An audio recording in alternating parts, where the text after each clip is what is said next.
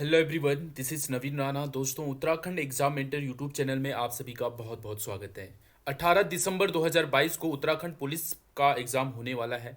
तो आज जो है दोस्तों, आपके इस एग्ज़ाम को देखते हुए आप सभी के लिए एक जो है इम्पोर्टेंट टॉपिक मैं लेकर के आया हूँ, जिसमें हम बात करेंगे परीक्षा के अंतिम दिनों में कैसे जो है पूरे सिलेबस का रिवीजन करेंगे। ठीक है, और क्या पढ़ना चाहिए और क्या नहीं। अंतिम समय में हम आ चुके हैं, यानी कि आज हो गया है दोस्तों 16 दिसंबर, और आपका 18 दिसंबर को एग्ज़ाम है। ठीक है, तो आज 16 और 17 दो दिन आपके लिए बहुत ज़्यादा मायने रखती हैं दोस्तों, आपके इस एग्ज़ाम के लिए। ठीक है, तो चलिए इसी पर थोड़ा सा बात करते हैं, चर्चा करते हैं।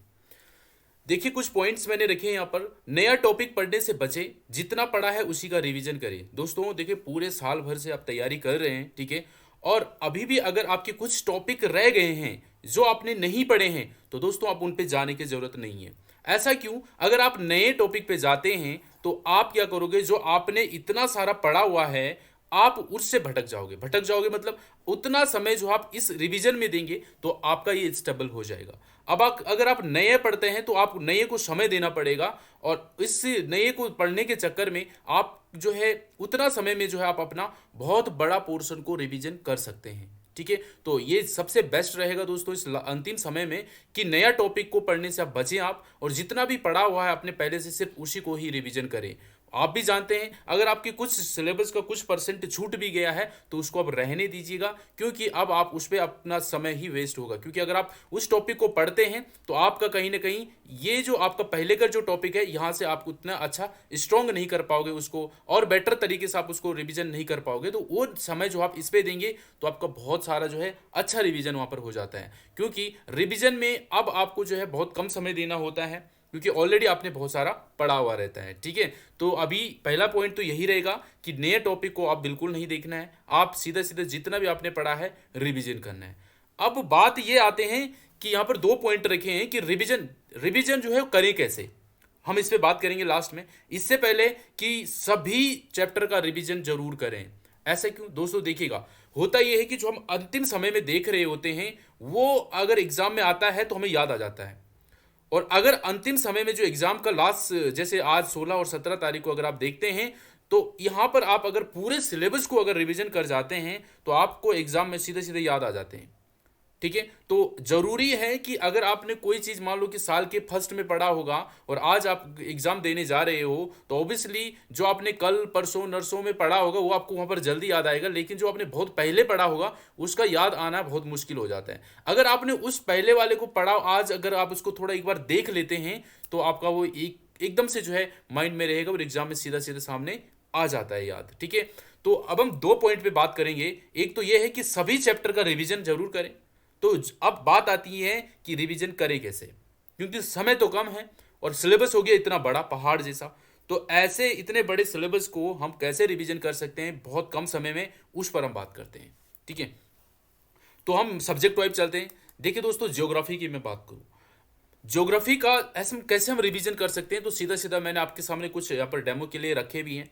मैप से ज्योग्राफी तो पूरा रिवीजन आपका मैप से होना चाहिए। जैसे मैंने एग्जांपल के रखा उत्तराखंड की झील और ताल, इस मैप में आपका पूरा कवर हो जाएगा। सिर्फ एक पेज में आपका पूरा झील और ताल कवर हो रहा है। अगर आप इस मैप को एक हल्की नज़र में भी देखोगे, आपने पढ़े सारे होंगे आपने, एक नज़र अगर आप इस पे लास्ट समय में देते हैं तो आप पूरा रिवीजन करके आ जाते हैं। जैसे आपने नज़र पड़ दी है, तड़ाक ताल कहाँ है, ये तो अल्मोड़ा में। दुग्ध ताल कहाँ है, ये तो पौड़ी में। दिव्य सरोवर कहाँ है, ये हरिद्वार में। कांसरो ताल कहाँ है, देहरादून में। तो ये आपके मैप में बने हुए हैं, आपको साफ दिख रहे हो। झिलमिल ताल कहाँ है, ये तो चंपावत में।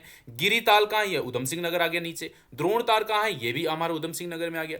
आप बात को समझ रहे हैं? तो इस तरीके से अगर आपने मैप को बनाया हुआ है तो इजीली आपको अभी रिवीजन करना होगा। तो आपको सिर्फ अब ऐसे नहीं कि आप किताब पलटने चलेंगे, किताब को तो अब देखना नहीं है, क्योंकि इस समय में अब आपको सिर्फ और सिर्फ अपने नोट्स देखने होते हैं। और नोट्स कैसे होने चाहिए, वो इस तरीके से जो जो आपका एक पेज में बहुत बड़ा कवर कर, इस पेज में अगर आप देखते हैं तो आपका लगभग पूरा कवर हो जाता है झील और ताल। इसमें भी जो एडिशनल फैक्ट है, जैसे डोडी ताल कहाँ है, तो आपको पता है कि डोडी ताल जो है ये उत्तरकाशी में। तो इससे रिलेटेड फैक्ट भी आपको पता होना चाहिए कि डोडी ताल में क्या है, तो वो नीचे लिखा है। जैसे यहाँ पर देखो, डोडी ताल जो है ये 6 कोनों वाला है और 80 गंगा से जो है इसका उद्गम होता है।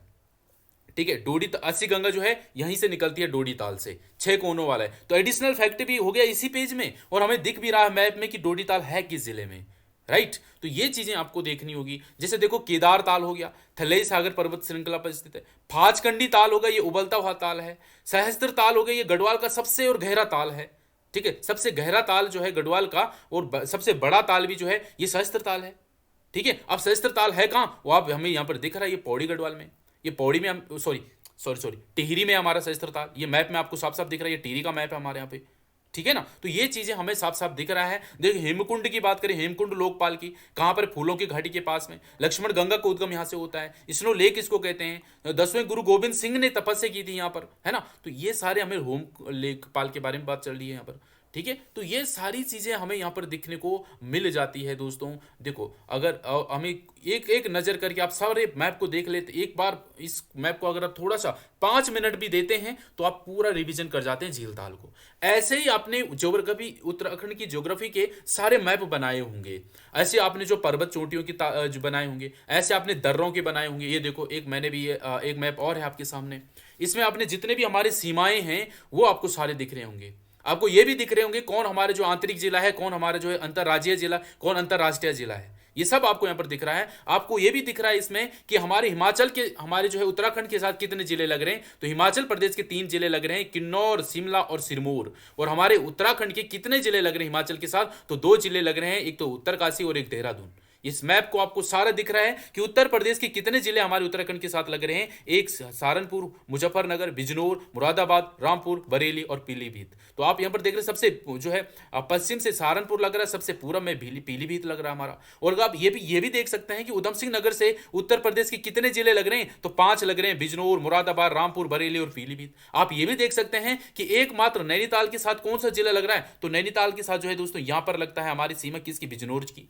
ये क्वेश्चन भी पूछा गया है आपके एग्जाम में। ठीक है, तो ये सारा हमें जो इससे दिख रहा है कि हमारे उत्तराखंड के कितने यूपी के साथ लग रहे हैं, कितने यूपी के हमारे उत्तराखंड के साथ जिले लग रहे हैं। ठीक है, हम यहाँ से देख रहे हैं कि नेपाल के साथ हमारा चंपावत लग रहा है, उधम सिंह नगर लग रहा है, पिथौरागढ़ लग रहा है। तिब्बत के साथ हमारा उत्तरकाशी लग रहा है, चमोली लग रहा है, पिथौरागढ़ लग रहा है। ठीक है, हमारे आंतरिक जिले ये 4 हो गया, टिहरी हो गया, रुद्रप्रयाग हो गया, बागेश्वर हो गया, अल्मोड़ा, ये हमारे आंतरिक जिले हो गए। आंतरिक जिले मतलब जो किसी भी राज्य के साथ सीमा नहीं लगा रहे, किसी देश के साथ सीमा नहीं बना रहे, सिर्फ राज्य के अंतर्गत ही है। ठीक है, तो देखो टिहरी जो है किसी भी बाहर किसी की सीमा नहीं बना रही, किसी राज्य के साथ नहीं लग रही है। रुद्रप्रयाग को भी देख लो, बागेश्वर को देख लो, अल्मोड़ा को देख लो, है या नहीं। तो ये है, ये भी पूछा जा सकता भाई बताओ कि हमारा जो कुमाऊं और गढ़वाल के बीच क्या क्या है। तो ये हमारे इधर हो गए भाई हमारा कुमाऊं और इधर हमारा गढ़वाल। तो गढ़वाल के कितने जिले लग रहे हैं कुमाऊं के साथ, तो 2 लग रहे हैं, चमोली और पौड़ी। और हमारे कुमाऊं के कितने जिले लग रहे हैं गढ़वाल के साथ, तो देखो पिथौरागढ़ लग रहा है, बागेश्वर लग रहा है, अल्मोड़ा लग रहा है और नैनीताल लग रहा है। एक बार इस मैप को आप देखते 5-5 मिनट में आप जो है इन टॉपिक को कवर कर सकते हैं। पूरा ज्योग्राफी जो आपको मात्र जो है 30 आधा घंटे में जो या 1 घंटे में आप पूरा ज्योग्राफी कंप्लीट रिवीजन कर सकते हैं, अगर आपने इस तरीके से चीज़ों को करा हुआ है तो। ठीक है, तो ये है दोस्तों इस प्रकार से। हिस्ट्री की बात करते हैं। सर ज्योग्राफी तो कर लेंगे मैप से, पर हिस्ट्री कैसे करेंगे बताइए। चलो देखते हैं हिस्ट्री कैसे हो सकती है। ये देखो कुमाऊं का चंद वंश, देखो मैं चंद वंश बता रही हिस्ट्री का, अब आपको वंश पढ़ने। ये देखो कैसे हम रिवीजन कर सकते हैं दोस्तों। आपने सोमचंद के बारे में बहुत पढ़ा होगा, तो सोमचंद से जितने भी बुलेट्स पॉइंट हमने निकाला, ये संस्थापक है, सोमचंद को माना जाता है। ये शिव का उपासक था, चाराल व्यवस्था इसने लागू की थी, चलाया था वहां पर, है ना। राजबुंगा का किला बनाया, कालू तड़ागी इसका सेनापति था, ऐपण कला की शुरुआत इसने की, पंचायती राज व्यवस्था इसने शुरू की थी, और द्रोण कोट के रावत राजा के साथ इसने युद्ध लड़े। देखो 7 पॉइंट हमने, इसी पॉइंट मतलब इस पेज को अगर आप देखते हैं एक नजर में, पूरा चंदवंश रिवीजन, पूरा चंदवंश, समझ रहे हैं। तो इस तरीके से आपको जो है बनाना है इसको, इस तरीके से आपको रिवीजन करना है। ये तो आपने बना रखा होगा, क्योंकि मैं हमेशा आपको बोलता था जब भी क्लास में, चाहे आप हमारे ऑनलाइन कोर्स में हो या आपको यूट्यूब पे थे, सभी को मैं ये बहुत हमेशा बोलता हूं कि आपका हमेशा जो है 10:2 का होना चाहिए। 10:2 में आपका नोट्स होना चाहिए। अगर आप 10 पेज की किताब पढ़ते हैं तो आपके नोट्स सिर्फ 2 पेज का बनना चाहिए। तो इतना शॉर्ट जितना आप करोगे अंतिम समय में काम आता है। देखो इस पेज में देखो पूरा आपका जो है 2 पेज में हमने पूरा चंद्रवंश कंप्लीट कर रहे हैं। देखो आत्मचंद आता है सोमचंद के बाद, जो कि सोमचंद का पुत्र था। फिर पूर्णचंद आता है जो शिकारी का बहुत शौकीन था। इंद्रचंद आता जिसने रेशम का कारखाना खोला, जहां पटोला पट्टुआ आपने ये प्रथा सुनी होगी वहां पे, है ना। वीणाचंद आता है उसके बाद। वीणाचंद के बारे में आपको पता है कि भाई इसके टाइम पे खसों ने आक्रमण कर दिया था और चंद्रवंश खत्म हो गया था यहाँ पर एक टाइम के लिए, क्योंकि यहाँ पर खसों ने आक्रमण करके जो अधिकार कर लिया था वो 200 साल तक खस यहाँ पर रहे। ये खस कौन थे, जो जीजड़ गीजड़ ये नाम है इनके, है ना। तो इन्होंने यहाँ पर अधिकार कर लिया था वीणाचंद के समय में। उसके बाद आता वीरचंद को बुलाया जाता, वीर आओ इन खसों को भगाओ, और वीरचंद के द्वारा जो है यहाँ पर खस का राजा उस समय सोपाल होता है, इसको भगा दिया जाता है यहाँ से, फिर से वापस जो है चंद वंश का पुनर्स्थापित किया जाता है। क्वेश्चन ऐसे बन सकता है कि किसने जो है चंद वंश का पुनर्स्थापित किया था, तो वीरचंद आंसर आ गया। तो क्वेश्चन ऐसे यहीं से बन सकते हैं। उसके बाद नानकी चंद आता है, ठीक है, फिर थोर चंद आता है, ठीक है। थोर चंद को बहुतों ने कहा कि ये चंद वंश का संस्थापक है, फ्रेजर ने कहा, हिमल्टन ने कहा, यशवंत सिंह कटोच ने कहा, है ना, इन सभी ने कहा इसको संस्थापक। उसके बाद त्रिलोक चंद आता है, छकाता राज्य को इसने जीता, भीमताल में इसने किला बनाया था छकाता, ये त्रिलोक सिंह। अभय चंद आता है, मानेश्वर मंदिर इसी ने चंपावत में बनाया, गढ़सारी ताम्रपत्र इसी से संबंधित है। फिर आता है गरुड़ ज्ञानचंद। गरुड़ ज्ञानचंद के बारे में पता आपको, सबसे अधिकतम समय तक शासन करने वाले यही है गरुड़ ज्ञानचंद। 45 वर्ष तक शासन किया भाई इसने। फिरोज शाह तुगलक के दरबार में गया, विष्णु का उपासक है, नीलू कठायत इसी का सेनापति है, गरुड़ ज्ञानचंद का। उद्यान चंद आता है, उसके बाद विक्रम चंद आता है, भारती चंद आता है, डोटी राजा यक्षमल को कर देने से मना करा इसने, 12 साल का युद्ध लड़ा इसने, 12 साल तक, 12 वर्षीय युद्ध इसी के टाइम पर होती है, भारती चंद के टाइम पर, है ना। चंद्रवंश का पहले स्वतंत्र शासक कह सकते हैं आप इसको, नायक जाति की उत्पत्ति होती है वहां पर, उड़ेती ताम्रपत्र इसी का मिलता है। तो ये देख रहे हैं आप, जितना पूरा इतिहास आपको याद आ रहा होगा माइंड में आपकी, पूरे जितना भी आपने चंद्रवंश पढ़ा ना, पूरा आपको इस पेज में पूरा याद आ रहा होगा जितनी भी चीजें। अब देखो उसके बाद आता है रतनचंद। रतनचंद के बारे में आपने क्या पढ़ा, भारतचंद का पुत्र था ये, है ना। इसने भी जो है वहां पर डोटी के युद्ध में अपने फादर का भी हेल्प किया था, है ना। तो भूमि बंदोबस्त इसने शुरू की। कीर्तिचंद आता है, रतनचंद का पुत्र ये होता, इसने भी जो है दोस्तों खगमरा और इसमें अपने राज्य में मिलाए काफी क्षेत्र इसने, और अजय पाल के साथ युद्ध लड़ा भाई इसने। ये अब गढ़वाल के साथ इसके युद्ध उड़ा था, अजय पाल के साथ इसने युद्ध लड़ा था और जीता भी था दोस्तों कीर्तिचंद, है ना। तो ये आपने अच्छे से पढ़ा। मानकी चंद आता है, फिर भीष्मचंद आता है, यही है ना, जिसने जो बालू कल्याण चंद को गोद में लिया था, है ना। और इसके बाद जो इसने आलमनगर बसाया, अल्मोड़ा में खगमरा किले का निर्माण करा भीष्मचंद ने, ठीक है। और ये सब हमने देखा, और इसको गजवाटिका ने इस पर हमला करके मार दिया था भीष्मचंद को। फिर इसका बेटा आता है बालू कल्याण चंद। बालू कल्याण चंद की कहानी यहाँ पर देख लो। इसने खगमरा कोट बसाया, गजवाटिका को मारा, दानपुर घाटी, लाल मंडी का किला बनवाया, मल्ला महल बनाया इसने, गंगोली हट में चंद राज्य को मिलाया, गंगोली हाट को चंद राज्य में मिलाया। तो ये बालू कल्याण चंद। फिर रुद्रचंद आता है, 45वां राजा अकबर का समकालीन था। ये क्वेश्चन पूछा गया अभी आपके रिसेंटली एग्जाम में, ये जो इनमें से अकबर का समकालीन कौन था, तो रुद्रचंद हमारा आंसर यहीं पर दिख गया। हुसैन का टुकड़िया का आक्रमण हुआ था इसके टाइम पर, है ना। और नौलखिया पर्यटन जिसको 84 माल भी गया था, अकबर ने इसको दिलवाया। बीरबल का पुरोहित इसने बनाया था बीरबल को, ठीक है। देखो सीरा पर विजय किया था इसने। बदाणगढ़ का युद्ध हुआ था, पुरुषपंत की मृत्यु हुई थी जिस टाइम पर, इसी का मल्ला किला, ये सब हमने इसमें देखा। चौथानी ब्राह्मण, है ना। फिर लक्ष्मी चंद आता है, भीगी बिल्ली बोलते हैं जिसको, है ना, ये सब हमने देखा। इसके अलावा देखो दिलीप चंद आता है, फिर जो क्षय रोग से मृत्यु हो जाती, विजय चंद आता है, तिरमल चंद आता है, बाज बहादुर चंद आता है, बाज बहादुर चंद नीलू गुसाई का पुत्र। तो ये सारी चीजें हम 1-2 पेज पे पूरा चंद्रवंश का रिवीजन कर रहे हैं। बात समझ आ रही है। तो इस तरीके से करना होता है।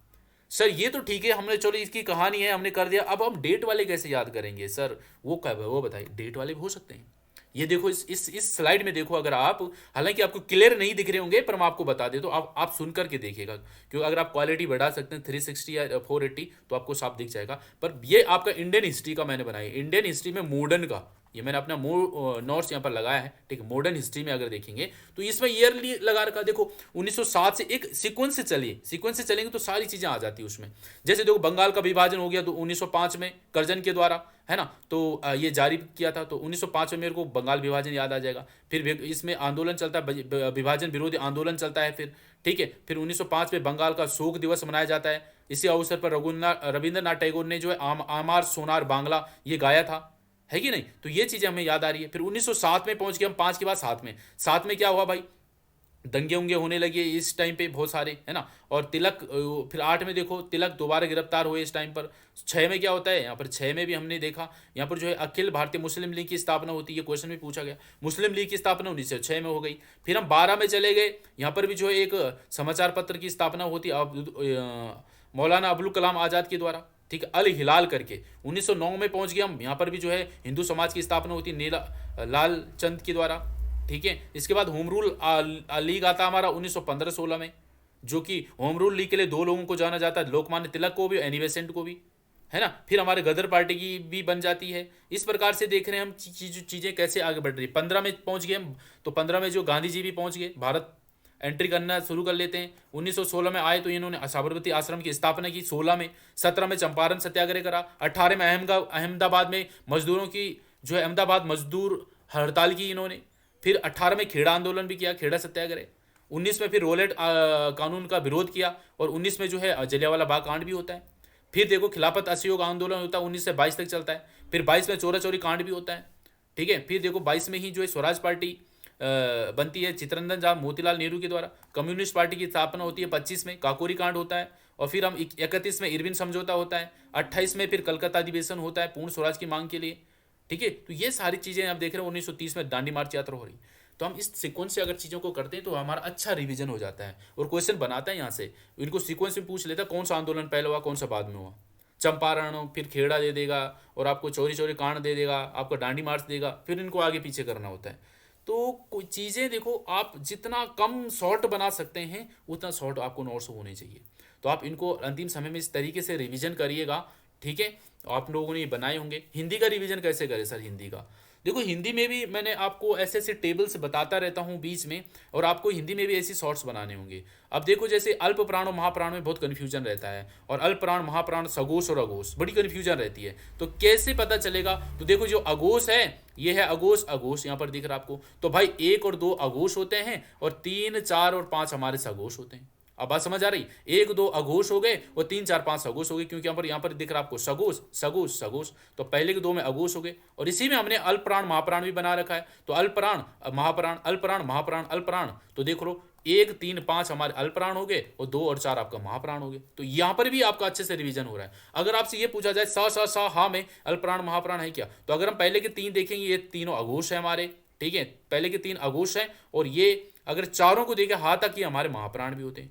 यार आला हमारे अल्प प्राण है महाप्राण है, तो यार आला हमारे अल्प प्राण होते हैं, ठीक है। और इनको सघोष होती है अघोष होते हैं, ये सघोष होते हैं।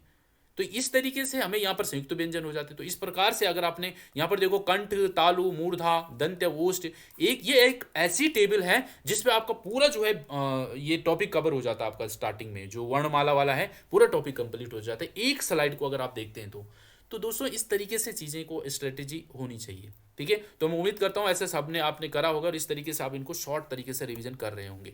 पॉलिटिक में क्या कर सकते हैं? देखो भाई पॉलिटिक का आप बेस्ट तरीके से क्या कर सकते हैं, जैसे कि अंतिम समय में आप देखो अनुच्छेद देखो, जो कि इंपॉर्टेंट अनुच्छेद हैं, ठीक है। जिसमें हमारा जो है डीपीएसपी हो गया, जैसे डीपीएसपी देख लो। हमारे जो स्टार्टिंग के जो हमारा अनुसूची होगी, अनुसूची जो है पूरी 12 का 12 देख लेना किसमें क्या है। अनुसूची भी इंपॉर्टेंट होगा, अनुच्छेद हो गया, अनुसूची होगी, ठीक है। और इसके अलावा दोस्तों अमेंडमेंट हो गया, संशोधन। तो दोस्तों पॉलिटी की टेंशन खत्म, क्योंकि आज ही जो है दोस्तों आपको एक पूरा महामैराथन आने वाला है। महामैराथन आने वाला है आपका पूरा पॉलिटी का, जिसमें आपका कंप्लीट पॉलिटी कवर हो जाएगा।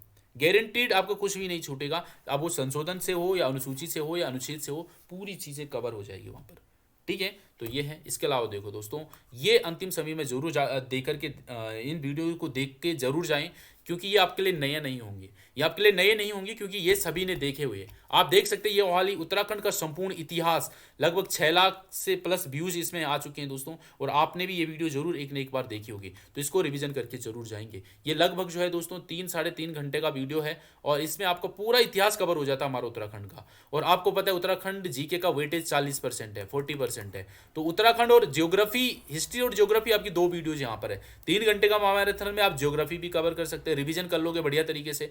3 घंटे की वीडियो है, आप डबल स्पीड के साथ चलोगे तो 1.5 घंटे में वीडियो खत्म, और 1.5 घंटे में ये वीडियो खत्म। यानी कि 3 घंटे अगर आप देते हैं तो आपका उत्तराखंड का हिस्ट्री और ज्योग्राफी का मस्त रिवीजन हो जाता है।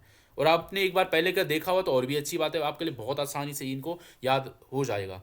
तो देखो दोस्तों, ये 2 वीडियो तो आप जरूर देखकर जाएंगे। कहाँ मिलेगा ये वीडियो का लिंक? इस वीडियो के डिस्क्रिप्शन में आप चेक करोगे थोड़ी देर में, तो आपको इसका लिंक मिल जाएगा दोनों का, ठीक है। और एक है दोस्तों, एक और हमारी महामैराथन है, ये वाली भी जो हमारे 1 लाख प्लस व्यूज इसमें भी आ चुके हैं, और बहुत अच्छी भी ये रही है, ठीक है, जिसमें आपके लगभग 5,500 लाइक ही हैं। तो देखो इस वीडियो में क्या है, संपूर्ण यूके ट्रिपल एससी का जो सिलेबस है पूरा रिवीजन इसमें पूरा। अब उत्तराखंड जीके भी इसमें है रिवीजन। इसमें क्वेश्चन रखे हमने एमसीक्यूज, 100 एमसीक्यूज रखे हैं हर किसी के। उत्तराखंड जीके शायद 200 क्वेश्चन रखे हैं। हिंदी के पूरे टॉपिक का आपको यहाँ पर क्वेश्चन दिखेंगे, चाहे आप वो संधि विच्छेद हो, अलंकार हो, सबके एमसीक्यूज मिलेंगे। 100 के आसपास यहाँ पर एमसीक्यूज इसके हैं। और हिस्ट्री के, इंडियन हिस्ट्री के हैं, पॉलिटी के हैं, ज्योग्राफी के हैं, करंट अफेयर भी आपको यहाँ पर देखने को मिलेगा। जरूर इस वीडियो को देख लेना दोस्तों, ठीक है। तो ये 3 वीडियो मेरे हिसाब से आप एग्जाम में जाने से पहले जरूर देखिए, आपको बहुत ज़्यादा हेल्प होगा। ये आपको एमसीक्यूज प्रैक्टिस करवा रही है, और ये दोनों आपको जो है शॉर्ट में पूरी चीज़ें आपके सामने रखेगी। इनको रिवीजन करने में आपका ज़्यादा समय भी नहीं लगेगा, ठीक है। तो दोस्तों अभी यही है, आपको कुछ नई तरफ नहीं जाना है। नई जो टॉपिक, मान लो फॉर एग्जांपल आपने बुद्धिज्म नहीं पढ़ा इंडियन हिस्ट्री में, आपने बौद्ध धर्म नहीं पढ़ा, जैन धर्म नहीं पढ़ा, तो अब उस पर ना जाएं। अब आपके पास इतना समय नहीं है, क्योंकि अगर आप जितना समय उन पे देते हैं उतने समय में आप बहुत बड़ा पोर्शन को रिवीजन कर लोगे। और जो आपने छोड़े हुए हैं, पहले को पढ़े हुए हैं, पर आपको अभी उनको एक बार रिवीजन करना जरूर होता है। अगर अंतिम समय में जो है दोस्तों बहुत अच्छा बूस्ट मिलता है एग्जाम के टाइम में, अगर आप पूरे सिलेबस को एक बार देखते हैं, तो मैं यही बोलूँगा कोई भी टॉपिक ऐसा ना छोड़ें जो आप एक बार देखेंगे नहीं। देख के जरूर जाना है, एक बार उनको पढ़ के जरूर जाना है फटाफट में, ठीक है। तो मैं आशा करता हूँ कि आपको जो है ये थोड़ा जो अंतिम समय में रिवीजन का जो एक क्राइटेरिया है, मेरे हिसाब से आपको पसंद आया होगा, ठीक है। तो सभी लाइक कर दिए दोस्तों, और आज हमारे चैनल पर आते रहिएगा, देखिएगा वहाँ पर आज 9 बजे आपको जो है एक फुल मॉक टेस्ट देखने को मिल सकता है। और उससे पहले आपको जो है कंप्लीट जो है इंडियन पॉलिटी का आपको कंप्लीट एक मैराथन क्लास मिलेगा, जिसमें पूरी पॉलिटी आपकी कंप्लीट हो जाएगी। तब चाहे उसमें अनुच्छेद से लेकर के बात करें या अमेंडमेंट की बात करें, अनुसूची की बात करें, सारी चीज़ें आपको वहाँ पर मिलेगी, ठीक है। तो चलो भाई, आज की सेशन में इतना ही। Bye bye, take care.